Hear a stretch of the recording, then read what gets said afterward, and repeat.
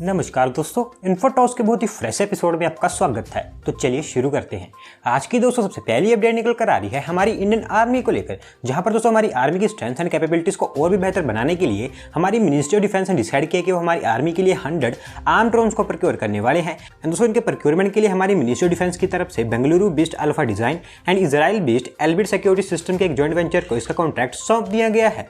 So basically दोस्तों जो 100 arm drones होंगे इनको हमारी मिनिस्ट्री ऑफ डिफेंस की तरफ से हमारी आर्मी के लिए इमरजेंसी बेसिस पर प्रोक्योर किया जाएगा। क्योंकि दोस्तों हमारी इंडियन आर्मी की तरफ से हमारी मिनिस्ट्री ऑफ डिफेंस को इसको करंट नेसेसिटी कहा गया था, जिसके चलते इनको प्रोक्योर किया जाने वाला है। एंड दोस्तों आर्म ड्रोन्स का मेन बेनिफिट ये है, लॉन्ग रेंज तक एनिमी को स्ट्राइक कर सकते हैं एंड साथ साथ में इनको डायरेक्टली फायर किया जा सकता है। एंड दोस्तों ये ड्रोन्स इतने बेहतर हैं कि इसको सुसाइड ड्रोन्स कहा जाता है, क्योंकि दोस्तों ये जो टारगेट है उस पर सीधे जाकर एक्सप्लोड हो जाते हैं। और वैसे में दोस्तों आपको बता दूं कि जो कॉन्ट्रैक्ट है ये हमारी गवर्नमेंट ऑफ इंडिया के मेक इन इंडिया इनिशिएटिव को भी काफी बड़ा बूस्ट प्रोवाइड करवाने वाला है, क्योंकि दोस्तों इसको हमारी गवर्नमेंट ऑफ इंडिया के मेक इन इंडिया इनिशिएटिव के अंतर्गत इंडिया में बेंगलुरु में मैन्युफैक्चर किया जाएगा, जहां पर इस जॉइंट वेंचर की एक फैसिलिटी अवेलेबल है। दोस्तों देखते हैं कि हमारी आर्मी को इन आर्म ड्रोन्स को कब तक सप्लाई किया जाता है।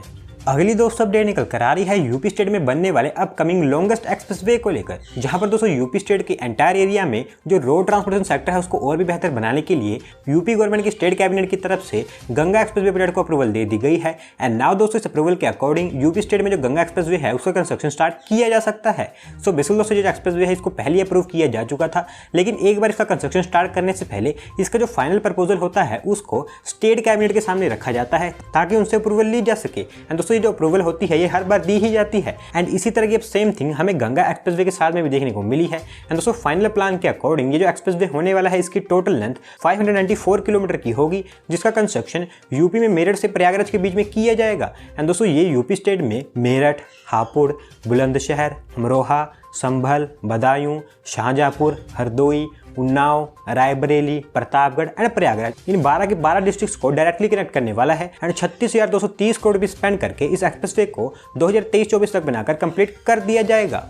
अगली दोस्तों अपडेट निकल कर आ रही है इंडियन यूके रिलेशंस को लेकर, जहां पर दोस्तों इंडिया में जो रेन्यूएबल एनर्जी प्रोजेक्ट्स हैं और इस तरह के और भी ग्रीन एनर्जी प्रोजेक्ट्स हैं उनको सपोर्ट प्रोवाइड करवाने के लिए इंडिया एंड यूके के बीच में एक एग्रीमेंट साइन कर लिया गया है, जिसके थ्रू दोस्तों यूके इंडिया में इन ग्रीन एनर्जी प्रोजेक्ट्स पर $1.2 बिलियन की इन्वेस्टमेंट करने वाला है। सो बेसिकली दोस्तों जो एग्रीमेंट है ये सिर्फ इंडिया के बेनिफिट के लिए नहीं साइन किया गया है, बल्कि दोनों कंट्रीज के बेनिफिट के लिए साइन किया गया है। एंड दोस्तों कंसिडरेशन में इंडिया यूके को इंडिया में ट्रेड से रिलेटेड कुछ रिलैक्सेशन प्रोवाइड करवाने वाला है। और वहीं बात करें इस $1.2 बिलियन की इन्वेस्टमेंट की, तो इसमें दोस्तों जो $1 बिलियन की इन्वेस्टमेंट है उसको UK based development finance institution CDC group के द्वारा इंडिया में इन्वेस्ट किया जाएगा, जो कि 2022 से 2026 के बीच में इन्वेस्टमेंट की जाएगी।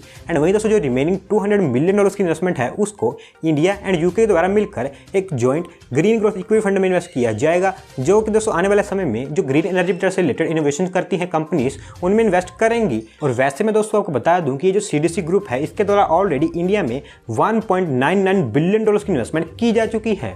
अगली दोस्तों अपडेट निकल कर आ रही है हमारे देश की road construction executive force border roads organisation की तरफ से, जहां पर दोस्तों हिमाचल प्रदेश स्टेट के जो हिली एंड स्नोई एरियाज है वहां पर रोड कनेक्टिविटी को और भी बेहतर बनाने के लिए हमारी बॉर्डर रोड्स ऑर्गेनाइजेशन के द्वारा एक और इंजीनियरिंग मार्वल कंप्लीट कर दिया गया है। एंड दोस्तों यहाँ पर हमारी बीआरओ के द्वारा जो अटल टनल है उसके नॉर्थ पोर्टल पर चंद्र ब्रिज को बनाकर कंप्लीट कर दिया गया है। सो बेसिकली दोस्तों ये जो ब्रिज है ये अराउंड 100 मीटर लंबा है एंड 12 मीटर चौड़ा है। एंड दोस्तों स्नोई एरिया होने के कारण एंड साथ साथ में काफी ज्यादा कोल्ड कंडीशन होने के कारण इस ब्रिज को कंस्ट्रक्ट करना काफी मुश्किल काम था। एंड दोस्तों इन सभी चैलेंजेस के बावजूद भी हमारी बीआरओ के द्वारा 4000 cum concreting, 68,000 cum filling and 14 metre high retaining walls को बनाकर पूरी तरह से कंप्लीट कर दिया गया है, जिनको 100 दिन के अंदर अंदर बनाकर कंप्लीट किया गया है। एंड नाउ दोस्तों ये जो 100 मीटर का चंद्र ब्रिज है ये आने वाले समय में मनाली ले हाईवे एंड रोहतांग के बीच में काफी डायरेक्ट कनेक्टिविटी प्रोवाइड करवाने वाला है। दोस्तों यहाँ पर एक बार फिर से बीआरओ ने दिखाया है कि वो क्या कर सकते हैं।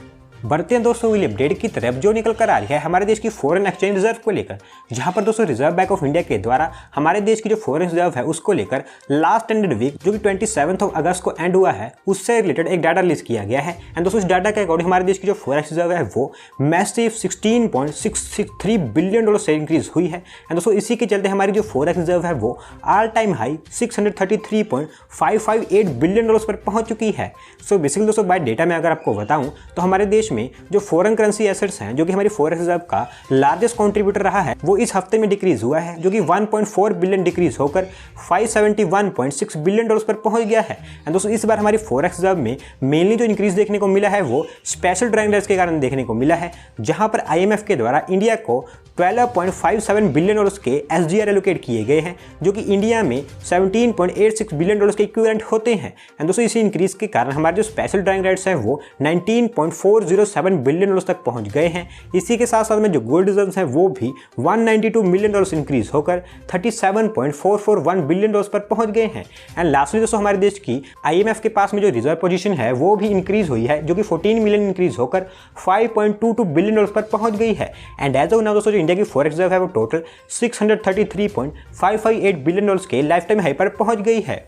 अगली दोस्तों अपडेट निकल कर आ रही है नोएडा इंटरनेशनल एयरपोर्ट को लेकर, जहां पर दोस्तों Noida international airport and Delhi के इंदिरा गांधी इंटरनेशनल एयरपोर्ट के बीच में डायरेक्ट कनेक्टिविटी प्रोवाइड करवाने के लिए Yamuna expressway industrial development authority यानी कि येडा ने डिसाइड किया कि वो इन दोनों के बीच में एक मेट्रो कॉरिडोर को डेवलप करेंगे। एंड दोस्तों इसी के लिए येडा ने Delhi metro rail corporation limited यानी कि DMRC के साथ में एक MOU भी साइन कर लिया है। सो बेसिकली दोस्तों जो दिल्ली का IGI एयरपोर्ट है वो करंटली ग्रेटर नोएडा से तो डायरेक्टली कनेक्ट है, लेकिन जो नोएडा में इंटरनेशनल एयरपोर्ट है उससे कनेक्टेड नहीं है।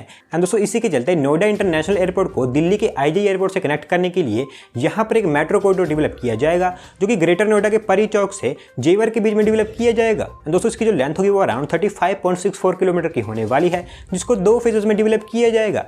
And as of now initially इस MOU के अकॉर्डिंग सबसे पहले इसकी फिजिबिलिटी रिपोर्ट प्रिपेयर की जाएगी, जिसको नेक्स्ट 9 मंथ्स में प्रिपेयर किया जाएगा। एंड उसके बाद में दोस्तों इस न्यू मेट्रो कॉरिडोर पर कोई काम स्टार्ट होता देखने को मिलने वाला है। एंड एक बार दोस्तों ये मेट्रो रूट कंप्लीट हो जाने के बाद में जो दिल्ली के लोग हैं वो इजीली नोएडा एयरपोर्ट से भी ट्रैवल कर पाएंगे।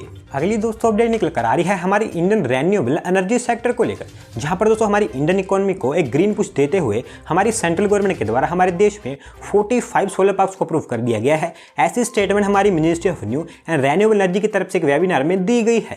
सो बेसिकली दोस्तों जैसा कि आप जानते हैं कि हमारे देश में जो टोटल एनर्जी जनरेशन कैपेसिटी है उसमें रेन्यूएबल एनर्जी का शेयर इंक्रीज करने के लिए हमारी सेंट्रल गवर्नमेंट के द्वारा 2022 तक इंडिया में 175 गीगावाट की रेन्यूएबल एनर्जी जनरेट करने का टारगेट रखा गया है। एंड दोस्तों इसी के चलते हमारे देश में जो रेन्यूएबल एनर्जी प्रोजेक्ट्स है उन पर काफी लार्ज स्केल पर काम किया जा रहा है। एंड दोस्तों नाउ इसी के अंतर्गत हमारी सेंट्रल गवर्नमेंट के द्वारा हमारे देश में 45 सोलर पार्क्स को अप्रूव किया गया है, जिनकी टोटल कैपेसिटी 37 गीगावाट्स की है। क्योंकि दोस्तों इसमें बहुत सारे ऐसे सोलर पार्क्स हैं जो कि काफी स्मॉल हैं। एंड अगर आपको याद होगा तो कुछ समय पहले मैंने आपको बताया था कि लार्ज हाइड्रो को छोड़कर हमारे देश में जो टोटल रेन्यूएबल एनर्जी कैपेसिटी है वो 100 गीगावाट को क्रॉस कर चुकी है। और वहीं दोस्तों अगर लार्ज हाइड्रो को भी इंक्लूड करते हैं तो हमारे देश में जो total renewable installed energy capacity है वो एज ऑफ नाउ 146 गीगावाट पर स्टैंड करती है। तो दोस्तों उम्मीद करते हैं कि इसी तरह से हमारे देश में जो रेन्यूएबल एनर्जी प्रोजेक्ट्स है उन पर काम होता रहेगा। आज की दोस्तों लास्ट अपडेट निकल कर आ रही है Vadodara based Indian financial service company ICICI bank limited की तरफ से, जहां पर दोस्तों जस्ट 1-2 दिन पहले ICICI बैंक ने हमारे स्टॉक एक्सचेंज पर 5 ट्रिलियन रुपीस का मार्केट कैपिटलाइजेशन हासिल कर लिया है। एंड नाउ दोस्तों ये माइलस्टोन अचीव करने वाली ये कंपनी हमारे देश की सेकंड लैंडर कंपनी बन चुकी है। सो बेसिकली दोस्तों इस साल के स्टार्टिंग से ही जो ICICI बैंक है उनके डिपॉजिट्स एंड जो लोन्स है वो काफी तेजी से ग्रो होते चले जा रहे हैं। एंड दोस्तों इसी के चलते हमारे स्टॉक एक्सचेंज के डाटा के अकॉर्डिंग इस साल से लेकर अभी तक जो ICICI बैंक है उनके स्टॉक्स 35% तक इंक्रीज हो चुके हैं। एंड दोस्तों इसी के चलते इनका जो मार्केट कैपिटलाइजेशन है वो 5.1 ट्रिलियन रुपीस पर पहुंच चुका है। एंड इसी के चलते ये हमारे देश की सेकंड लैंडर बनी है जिन्होंने 5 ट्रिलियन रुपीस का मार्केट कैपिटलाइजेशन हासिल किया है। और दोस्तों यहाँ पर सिर्फ मैं लैंडर कंपनी की बात कर रहा हूँ, और वैसे अगर आप सारी कंपनीज को इंक्लूड करते हैं तो ऐसे में ये हमारे देश की 7th कंपनी है जिन्होंने 5 ट्रिलियन का एमकैप हासिल किया है। तो दोस्तों आज की वीडियो में बस इतना ही। अगर आप अपनी तरफ से कोई अपडेट सबमिट करना चाहते हैं तो डिस्क्रिप्शन में दिए गए लिंक पर क्लिक करके सबमिट कर सकते हैं। और अगर आज की वीडियो पसंद आई हो तो वीडियो को लाइक करें, चैनल को सब्सक्राइब करें। धन्यवाद आपका वीडियो को देखने के लिए।